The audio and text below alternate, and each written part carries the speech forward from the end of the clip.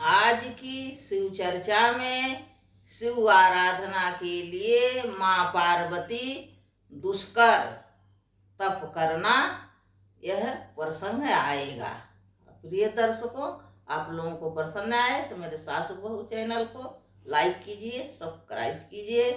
ओम नमः शिवाय, ओम नमः शिवाय, ओम नमः शिवाय, ओम नमः शिवाय। बोलो देवादिदेव भोले शंकर की जय, माँ पार्वती की जय। कल का जो प्रसंग था, नारद जी आए और माँ पार्वती को शंकर जी की आराधना करने का उपदेश दिए और पंचाक्षर मंत्र भी दिया उन्होंने, नमः शिवाय का। और ऐसा कहकर जब नारद जी हिमालय के यहाँ से चले गए तो हे श्रोतागण, वहाँ से आज शिव चर्चा प्रारंभ करना उचित है। आप सब विज्ञ लोग हो, जानकार लोग हो। और इस शिव चर्चा को बहुत सारे लोग बहुत ही मन से चित्त लगाकर सुनते हैं और कहते हैं।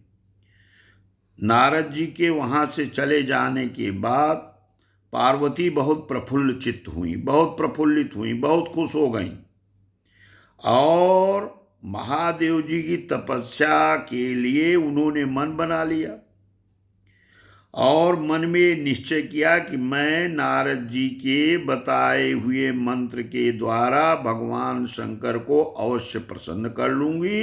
ऐसा माँ पार्वती ने तय किया, निश्चय किया। तब पार्वती जी ने अपनी पहली सखी जया और दूसरी सखी विजया के साथ दोनों सखियों को लेकर पिता हिमालय और माता मेना के पास गईं और उन्होंने मांगा आज्ञा कि पिताजी मुझे अनुमति दे दीजिए, आज्ञा दे दीजिए। माताजी आप भी मुझे आज्ञा दे दीजिए, मैं तप करने जा रही हूँ, भगवान शंकर को प्रसन्न करूँगी। पिताजी ने तो, हिमालय ने तो सहर्ष स्वीकार कर लिया, परंतु माता मेना ने स्नेहवश अनेक प्रकार से समझाने की कोशिश की और पार्वती से कहा कि घर से दूर मत जाओ, वन में जाकर तप करने से तुम अच्छा नहीं कर रही हो। पार्वती को रोकने का भरसक प्रयत्न किया माँ मेना ने। मेना ने तपस्या के लिए वन में जाने से रोकते हुए पार्वती से कहा, ऊ माँ, ऊ माँ, ऊ माँ, बाहर न जाओ, बाहर न जाओ, बाहर न जाओ। ऐसा अनेक बार कहा, ऊ माँ, ऊ माँ। इसलिए उस समय शिवा का पार्वती का नाम उमा हो गया। उसी समय से माँ का पार्वती जी का नाम उमा पड़ गया। शैलराज की प्यारी पत्नी मेना ने रोकने से शिवा बहुत दुखी हो गई।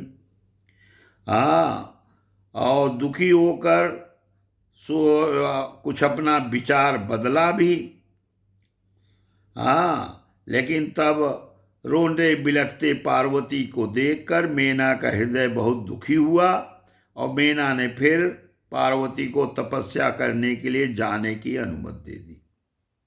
हे श्रोतागणों, उस समय माता की आज्ञा पाकर माँ पार्वती उत्तम व्रत का पालन करने वाली चल पड़ी भगवान शंकर को स्मरण करके।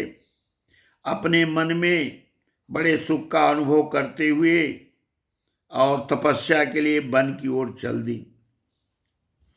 उन्होंने माता को, पिता को बड़े प्रसन्नतापूर्वक प्रणाम किया और शिव का भी स्मरण किया और दोनों सखियों को साथ लेकर तपस्या करने के लिए चली। अनेक प्रकार के जो उनके प्रिय वस्त्र थे, परिधान थे, उनका परित्याग कर दिया और पार्वती ने कट प्रदेश में सुंदर मूछ की मेखला बांध ली, बलकल धारण कर लिए और जो गहने थे उनके शरीर पर, आभूषण थे, हार का परित्याग करके उत्तम मृग चर्म को हृदय से लगाया। इसके पश्चात तपस्या के लिए गंगा अवतरण जहां से हुआ है, जिसका नाम गंगोत्री वर्तमान में है, उस तीर्थ की ओर चली। आप सबको याद ही होगा श्रोतागण, जब भगवान शंकर ने ध्यान लगाया था और उनके ध्यान को भंग करने को, उनकी तपस्या को भंग करने के लिए कामदेव आया था और कामदेव को भगवान शिव ने दग्ध कर दिया था, जला दिया था, वही स्थान है गंगा अवतरण का। हिमालय का वह शिखर गंगा अवतरण के नाम से प्रसिद्ध है। वहीं परम उत्तम श्रृंगी तीर्थ है जहां पर पार्वती ने तपस्या की थी। पार्वती के तप करने से ही उसका गौरी शिखर नाम हो गया है। हे श्रोतागण, शिवा ने, पार्वती ने अपने तप की परीक्षा के लिए वहां बहुत से सुंदर और पवित्र वृक्ष लगाए जो फल देने वाले थे। सुंदरी पार्वती ने पहले भूमि शुद्ध करके वहां एक वेदी का निर्माण किया। इसके बाद ऐसी तपस्या आरंभ की जो मुनियों के लिए भी दुष्कर थी।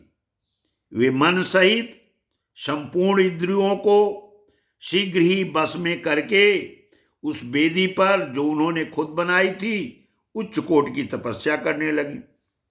जब गर्मी की ऋतु आती थी, ग्रीष्म ऋतु में अपने चारों ओर दिन रात आग जलाए रखती थी और आग जलाकर बीच में बैठ जाती थी। निरंतर पंचाक्षर नमः शिवाय का जप करती रहती थी। वर्षा ऋतु आने पर या तो वेदी पर सुई स्थिर आसन पर बैठती थी या किसी पत्थर की चट्टान पर ही आसन लगाकर वे निरंतर वर्षा की जलधारा से भीगती रहती थी। जब जाड़े का समय आता था, शीतकाल में निराहार रहकर भगवान शंकर के भजन में तत्पर हो वे सदा शीतल जल से ठंडे पानी में के भीतर खड़ी रहती थी, रात भर बर्फ की चट्टानों पर बैठा करती थी। इस प्रकार तप करती हुई मां पार्वती पंचाक्षर मंत्र के जप में सघन हो संपूर्ण मनोवांछित फलों को दाता शिव का ध्यान करती थी और थोड़ा बहुत अवकाश मिलने पर वे सखियों के साथ अपने लगाए हुए वृक्षों को प्रसन्नता पूर्वक सींचती थी और आश्रम में पधारे हुए अतिथियों का, जो लोग, कुछ लोग आते थे कभी कभार उस आश्रम में, उनका आतिथ्य सत्कार करती थी। ये बहुत कोमल और शुद्ध चित्त वाली जो पार्वती थी, प्रचंड गर्मी में, प्रचंड जाड़ा में, आंधी में, कड़ाके की सर्दी में, अनेक प्रकार की वर्षा के कष्ट में और न सहने योग्य धूप का भी सेवन किया अपनी तपस्या के दौरान।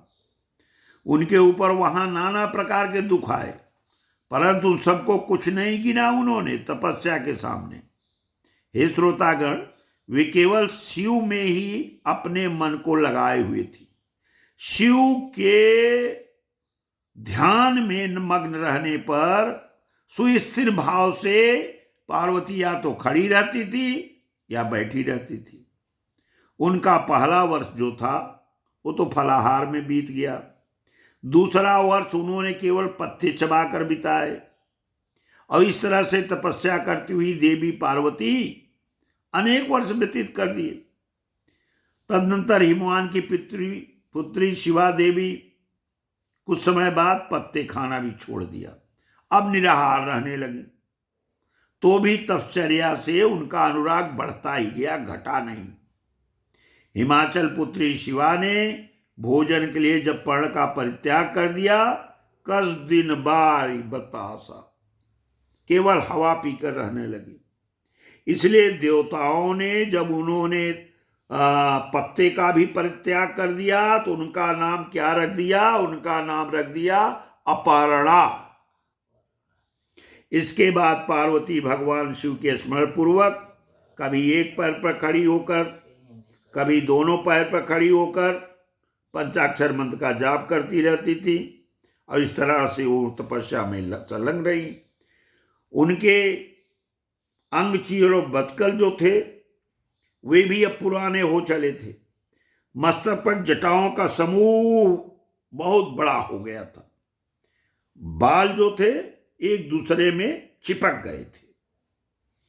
शिव के चिंतन में लगी हुई पार्वती ने अपनी तपस्या से मुनियों को भी जीत लिया, परास्त कर दिया।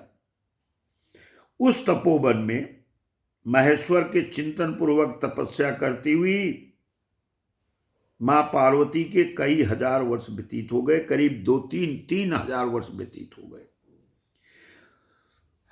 तदनुसार वहां महादेव जी ने उसी स्थान के आसपास जहां इनका आश्रम पार्वती का था, वहीं भगवान शंकर ने 60,000 वर्षों तक तप किया था। उस स्थान पर क्षण भर ठहरकर शिवा देवी इस प्रकार चिंता करने लगी। अब सोचने लगी, जब काफी समय व्यतीत हो गया, क्या महादेव जी इस समय यह नहीं जानते कि मैं उनके लिए नियमों के पालन में तब तक तत्पर हो घनघोर तपस्या कर रही हूं? क्या शंकर जी को ये नहीं मालूम है? फिर क्या कारण है कितने लंबे समय से तपस्या में मुझे लगी हुई देखकर अपनी सेविका के पास शंकर जी आए ही नहीं, जबकि सारे लोकों में, वेदों में और तमाम मुनियों ऋषियों द्वारा सदा शंकर की महिमा का गान किया जाता है। सारे वेद, पुराण, उपनिषद, लोक, मुनि, ऋषि यही कहते हैं कि भगवान शंकर जो हैं वो सर्वज्ञ हैं, भगवान शंकर सर्वात्मा हैं, भगवान शंकर सर्वदर्शी हैं, समस्त ऐश्वर्यों के दाता हैं, दिव्य शक्ति संपन्न है भगवान शंकर जी, सबके मनोभावों को समझ लेने वाले, भक्तों को उनकी अभीष्ट वस्तु देने वाले हैं और सदा समस्त क्लेशों का निवारण करने वाले। तो मां पार्वती ने सोचा कि यदि ऋषि, मुनि, लोक, वेद सारे लोग ऐसा कहते हैं, या तो गलत कहते हैं या शंकर जी ऐसे हैं नहीं। यदि मैं समस्त कामनाओं का परित्याग करके भगवान वृषभध्वज में अनुरक्त हुई हूं, तो वे कल्याणकारी भगवान शिव अभी तक यहां प्रसन्न होकर क्यों नहीं आए?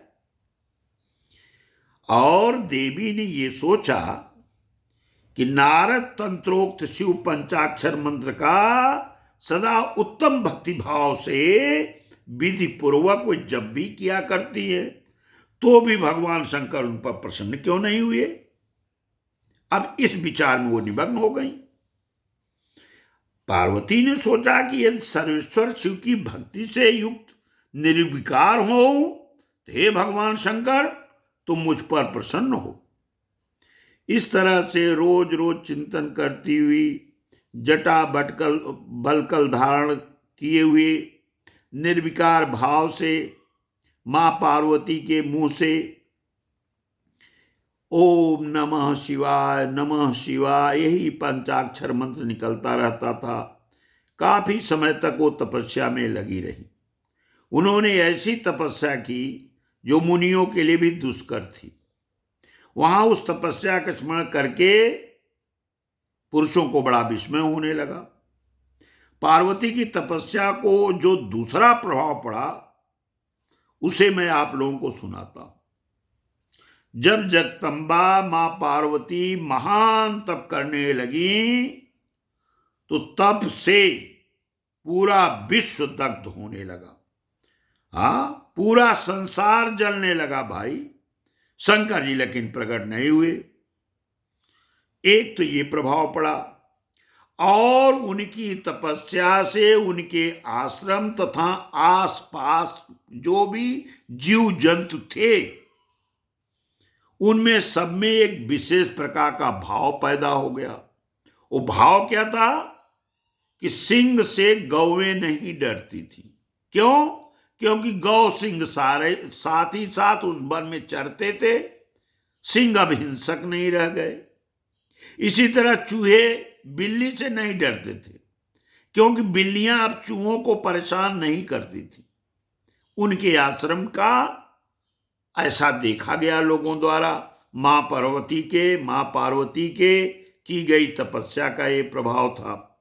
अब जो दूसरा प्रभाव पड़ा वो प्रभाव था कि मां पार्वती की तपस्या के दिन ज्यों ज्यों व्यतीत होते गए त्यों त्यों सबको बड़ी चिंता होने लगी।